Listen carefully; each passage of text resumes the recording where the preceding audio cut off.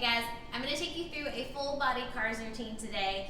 So CARS stands for Controlled Articular Rotations, and what that means is that we're just going to go through the joints and we're going to move them in slow, controlled, mindful circles and kind of see what you're working with as far as mobility and get some movement into that joint space. So before we get started, a couple things. You want a little bit of tension in your body. You don't want to be like totally loosey-goosey. So before we start, think about trapping some air in your belly, engage your core, and then if you feel any kind of pain or pinching, that means that we don't actually own that range of motion. There might be some stuff going on in the joint. So we want to make the circle smaller if you feel that. So I'll remind you and point out some things to kind of look for as we go through. So we are going to start at the top and work our way down. So we're going to start with your cervical spine, your neck here. So once again, trapping belly in the air, nothing else moves. We're really just focusing on that joint. So you're going to take your chin to your chest. Nothing else is moving. And then let's go to the right side first. So look, chin toward your right shoulder. And then you're going to laterally bend right ear to right shoulder. And then you're going to go backward into some flexion here.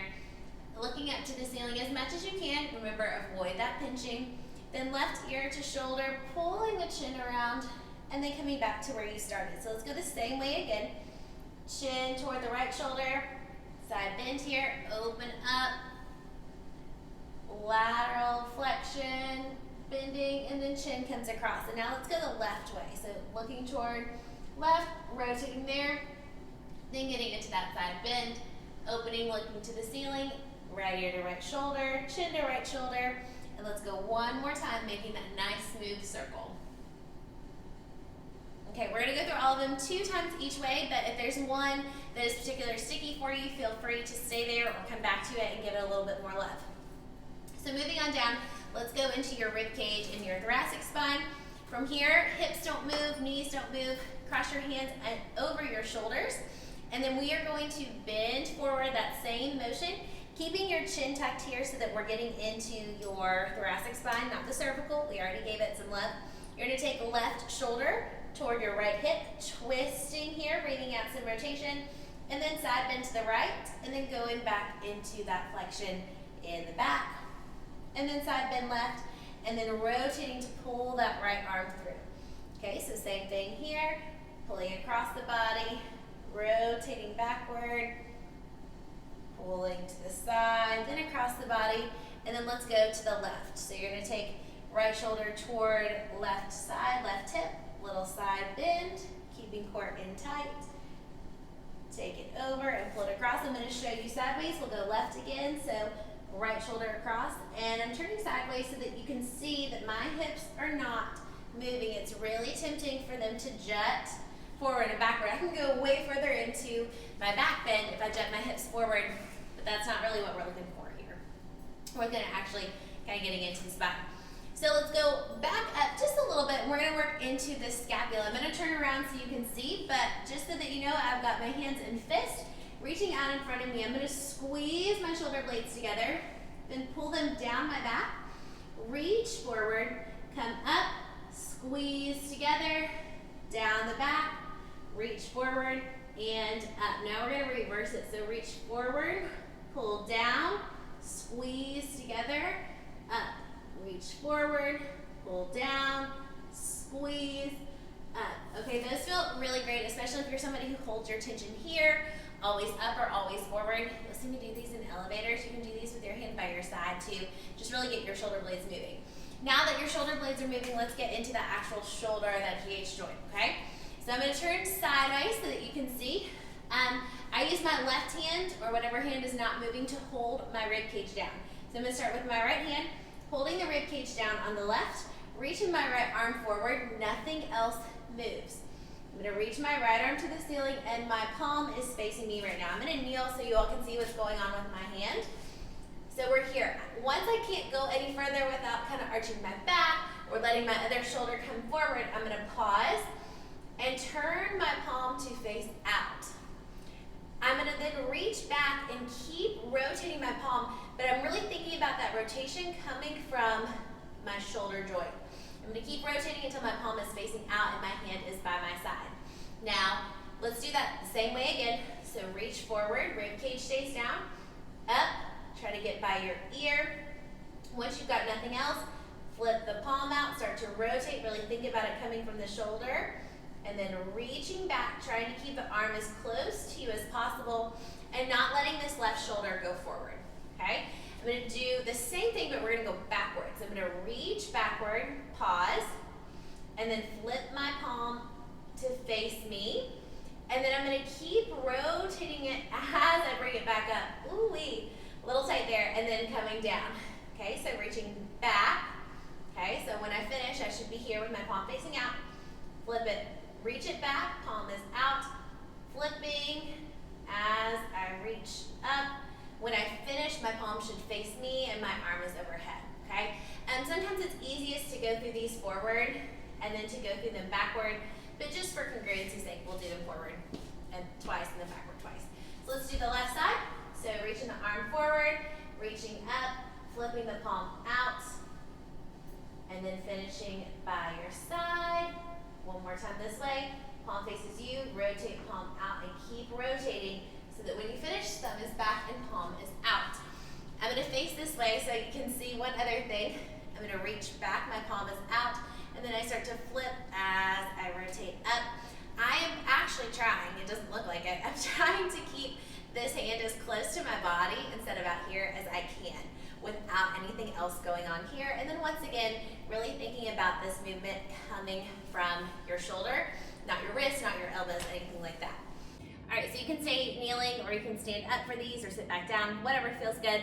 But let's go into your elbow joint. So when it comes to elbows and wrists and then later on in the knees and ankles, you wanna think about this joint and not this joint moving. So starting with your hand by your side and thinking about what's going on here at the elbow. I like to hold it a little bit just so I know where it's coming from. It's not coming from here. I'm gonna start with my palm facing up and I'm gonna pull this hand all the way in as much as I can. And then I'm trying to rotate the muscles of my arm, my ulna and bradia, over and then press down. Okay? So I'm gonna flip back up, come in toward me, rotate all the way through, and then press back down, and then rotate again. Now we wanna also do it the other way, so flip your palm. You're gonna come up, rotate, kind of coming inside and outside of your body, making that into the circle. So you're going kind of in a circle here instead of just straight up and down, going on the inside and then the outside. So let's do that on the other arm, starting with your palm facing up. You're gonna come in, flip. It's gonna be kind of close to you.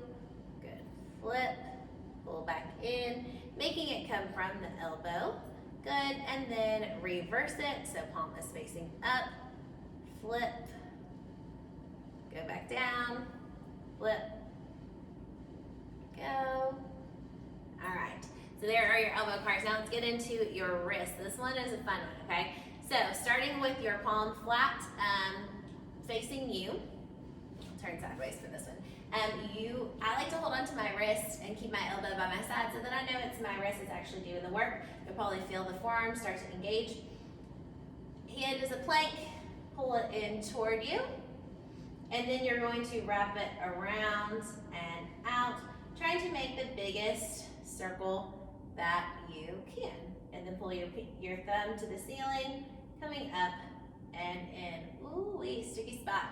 So then we bring the pinky this way, down and around, and then pulling your fingers back toward you, and then thumb to the ceiling, pulling back up, watching what's happening with the hand, if it's like getting crunchy, fingers are getting crunchy, and then let's go the other way. So then we're gonna take the thumb down, and then wrap it around, scoop the pinky up and in, coming back into where we started.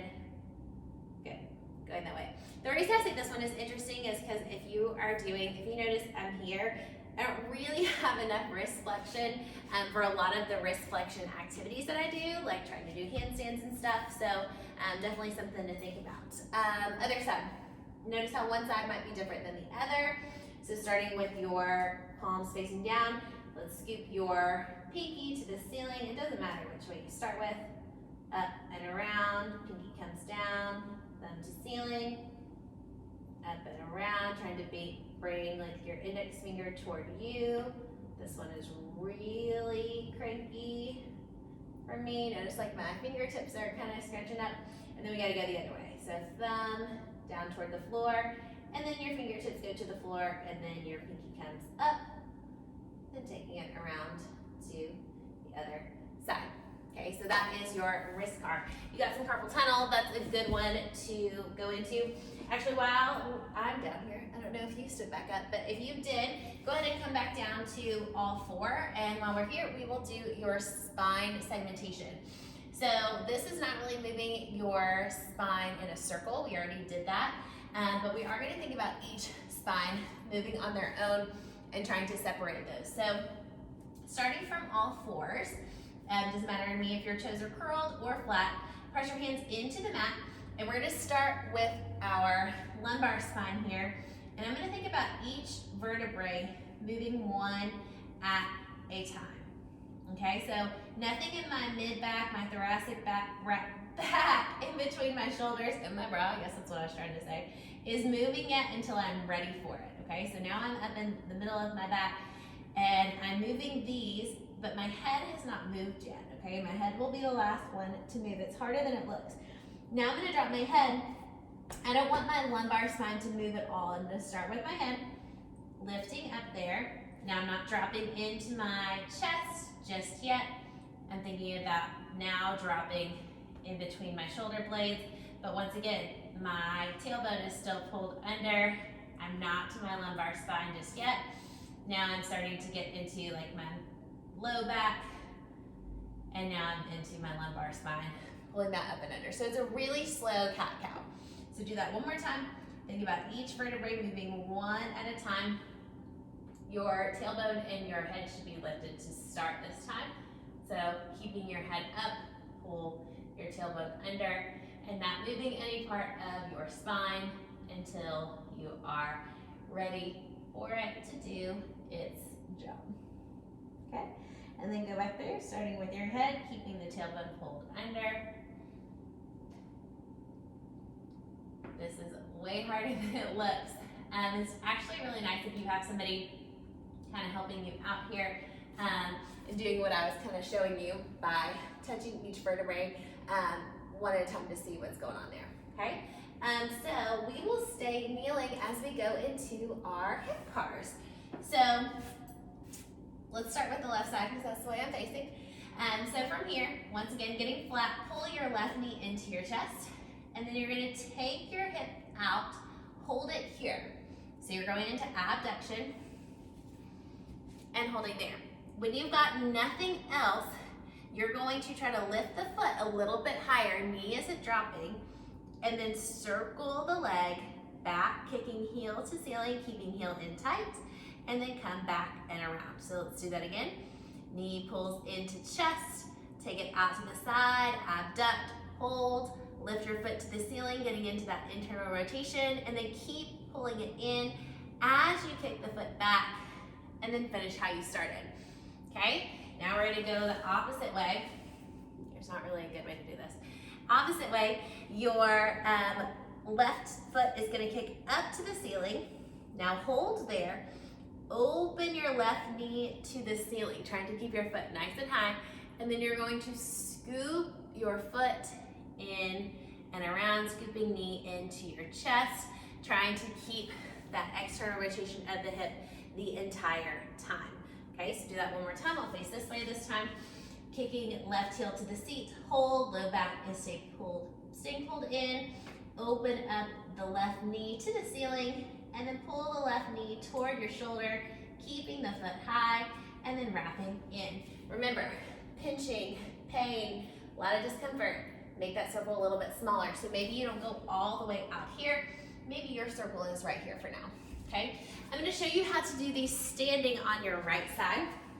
It's another fun way to do them. So find something to hold on to. Pull your right knee into your chest. Back doesn't move. You're gonna take your right knee out. Left side isn't moving at all. Hold. Right knee stays. Lift your right foot to the ceiling as much as you can, and then start to kick it back, and then pull it in and around. Okay, so once again, so I can show you this way. Hold here, take it out. Nothing else is moving, really strong. Open up the foot and then kick it back, hips don't move. Wrapping it in, trying to keep heel in tight, trying to keep knee high. Okay, we gotta go the opposite way. So, trapping air in the belly again. Take your right foot back, open up the right knee, pull it up, and then I heard somebody say ice cream scoop your foot in, and I like that just because you're talking about ice cream. Pulling it in, and then go back, hold, nothing else moves, hips aren't jutting forward, kick back, heel is tight, open up the knee, and then bring it up, and around, and in. Okay, so that is your hip cars. Moving on down to the knees and ankles and feet. So you definitely want to be seated for this one. I'm gonna move this mat so that maybe y'all can see me a little bit better in these navy pants, okay? With your knee, just like with your elbow and your wrist, you wanna make sure that we're actually working the knee. This is pretty challenging. So, either like to lay down or do like a little sleeper hold here. So wrapping one arm under and then using my top hand to block my quad. But starting with your knee, thinking about these muscles or these bones moving on top of each other, you're going to externally rotate there and then straighten the leg. Good. And not coming from the wrist, think about the bones at your ankle. Think about the bones at your knee, wrapping in super, super hard, and then come back down. Okay, let's do that again. So wrap those to face out, extend the leg, getting as straight as you can, and then wrap those to face in, coming from your actual knee and super hard. Good, and then let's go the opposite way. So you gotta start with that inward motion, getting the bones stacked on top of each other, and then rotate out from the knee, down, in, up, out, and down. Let's do the other side. Okay, so holding here. I'll show you how to do it on your back. So I'll do this one in bed sometimes and lock here. So taking these two over top of one another. Good, and then bend down, and then internally rotate it. Thinking about these stacking on top of each other. In, trying to open up here. My left side is my really bad side, so it barely moves.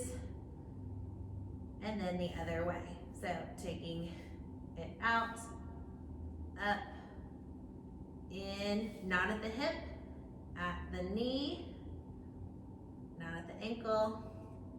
Of course, your ankle is probably going to move, but you want most of that to come from your tibia and your fibula. Okay, so let's go on to your ankles. Okay, so ankles, you can either have your foot floating or down. I'll show you both ways. So thinking about pulling your toes to your face and then dropping your little toe to the floor, making as big of a circle as you can, scooping in and around, and then coming back up. Like I said, I like to flip mine a little bit, but everybody's a little bit different. Taking it out from the ankle, dropping the foot down, scooping it in and around, and then pulling up. So you should feel some of this stuff working into your shin. Let's go the other way. Dropping your big toe down and pulling it in and around. And hearing some snap, crackle, and pop. And let's do the other side, okay? So, pulling left toes toward you, dropping your pinky toe, and then wrapping it down and around, keeping it as close to the floor as you can, and then pulling it in all toward you. So dropping the left pinky, gas, pedal the whole foot down, come back around and up, and then other direction. turning so that your big toe is getting as close to the ground as possible. And then gas pedaling it down. Pull your left toes to the left pinky toe to the ceiling. Then pull all of your toes back to your face. Dropping in, kind of rotating here. Dropping the big toe, pulling it up and around. And finally, my favorite of all toe cars. So starting as you do these seated, starting with your feet flat, you don't want to drop into your arches and you don't want to go out onto the outside edges of your feet. So no pronation or supination here, feet stay flat. Lift your big toes only toward the ceiling. Yep, just your big toes. Your little toes stay down. And then drop your big toes without coming onto the insides of your arches. Lift your little toes. And then switch. Little toes go down, big toes come up.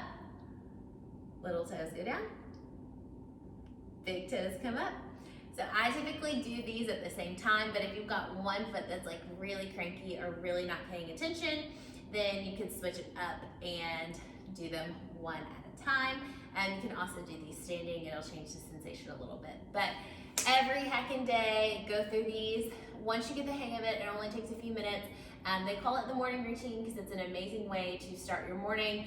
Just get all of your joints moving. And then if you're noticing some issues with some of them, hips, ankles, whatever it may be, spending some extra time there, and then also digging into what we need to do to get rid of that pain or open up some of that mobility. So if you have questions, let me know. You guys have a great day. Comment if you give these a try and how it's feeling, if anything feels sticky, and I'll help in any way I can.